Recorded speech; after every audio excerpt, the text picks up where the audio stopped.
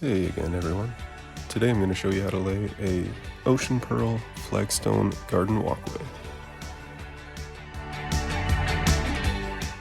Now we're going to start with basic base prep and road base, and we're just going to use screenings on the upper 2 inches to set our stone in. So you can kind of see what we're going for here. First I like to lay out the edges, so I like to keep a natural edge all the way along to a designated width.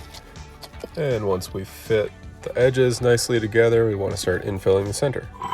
So it does take a bit of cutting and chiseling.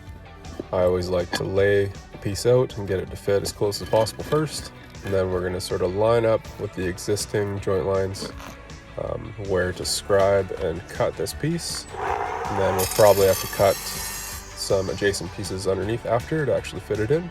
And you just work it in a pattern across until it's all cut and fit as tightly or to the style that you like. Now we can start to set the pieces and level them off. Each piece is not uniform on the bottom, so we want to make sure that we set the piece in the screenings, tap it down, pick it up, level it out, and adjust for any discrepancies on the actual stone surface, and re-tap it down with a mallet. And here I'm showing you our simple screenings in type 10 mixed curb. Just want to go about an inch below the top of the stone so that you can have your mulch up to it and it won't consistently wash onto the surface.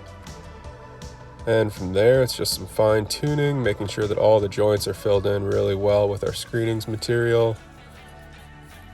And we're just going to clean it up and give it a hose down and check out the finished product. I really like installing the concrete curb just because it's simple and quick, uses leftover material, and stops weeds from getting in that bedding sand layer. Let me know if you have any questions. Talk to you soon.